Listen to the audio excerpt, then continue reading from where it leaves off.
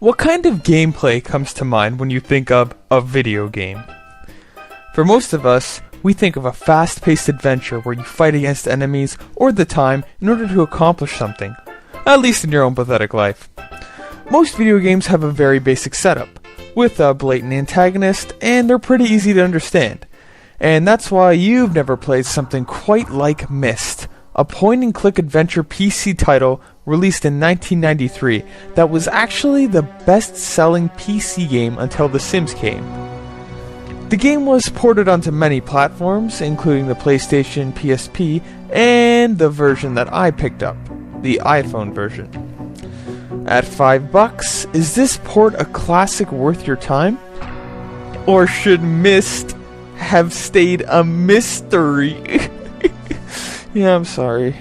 The iPhone port of Myst does have a few flaws, but it's worth picking up if you've never had a shot at playing at the original. But hold on before you download it, because Myst isn't for everybody.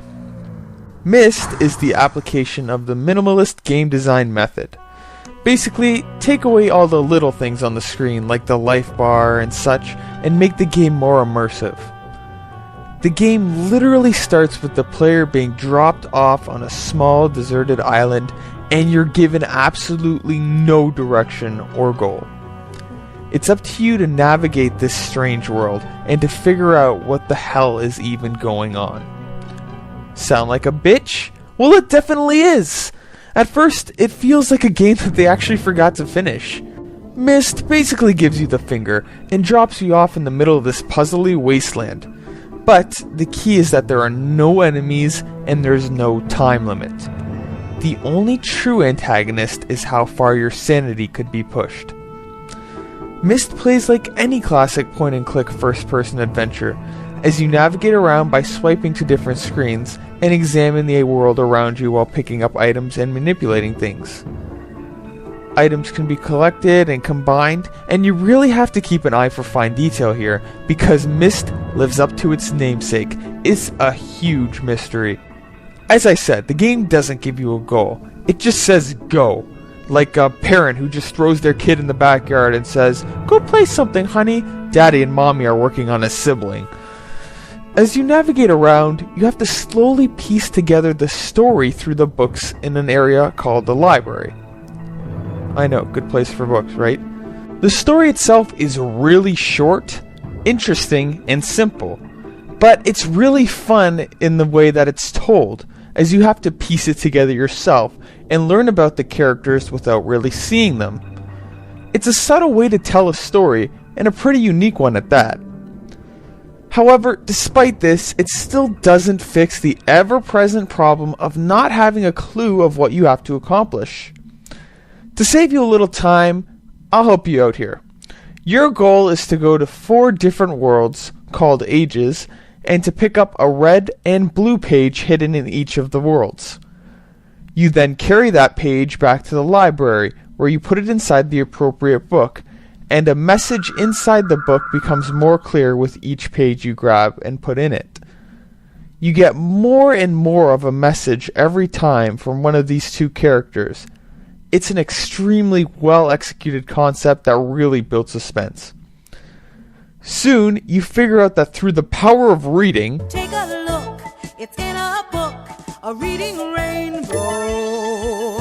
I can go anywhere.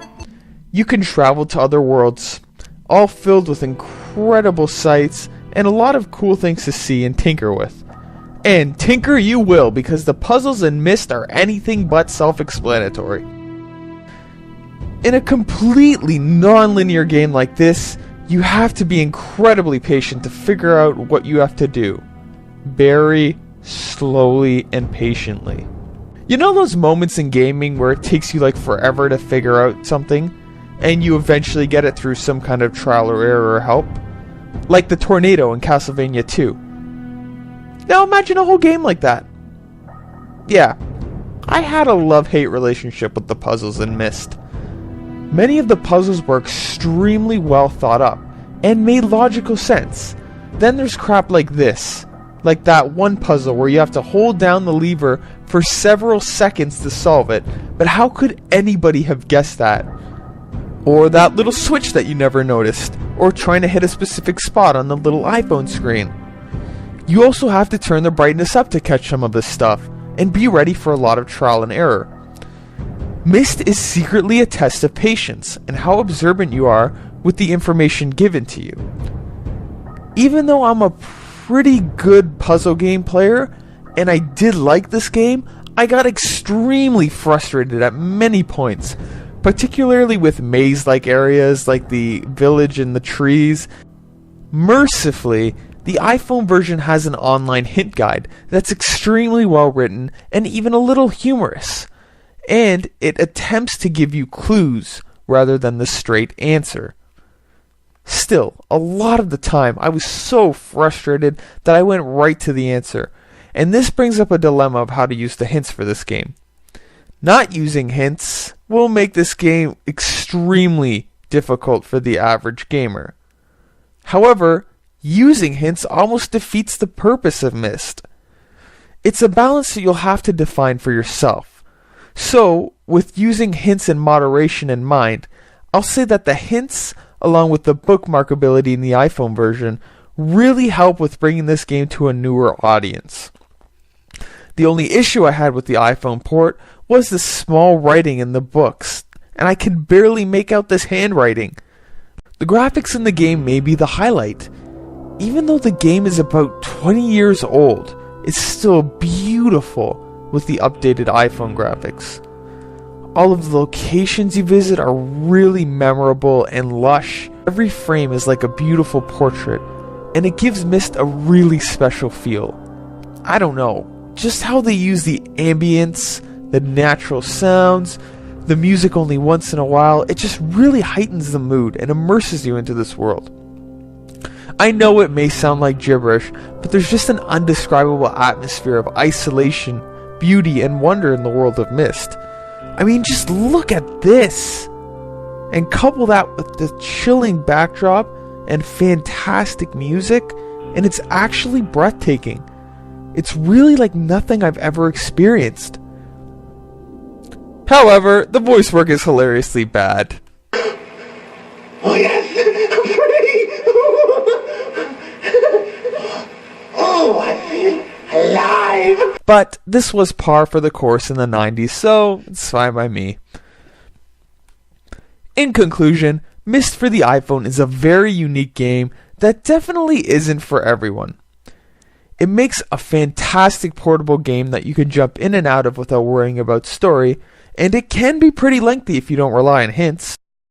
If you like the idea of tinkering around in a peaceful, beautiful world, and consider yourself a patient puzzle lover, then Myst is probably good for you. However, it's tough to recommend this game to anybody else, because it can get very frustrating, and it's definitely not for everybody. Also, if you're a fan of the original, not too much has changed, except that the world of Myst is in your pocket. But even then, you could probably pass. So that's all for this game. But of course, Myst is part of a bigger series, as you're basically told at the finale of Myst that, "Yo, you beat the game? Well, better buy the sequel, biatch." But more on the sequels another day. Well, that's all I gotta say. So, thanks for watching. And so I close, realizing that perhaps the ending has not yet been written.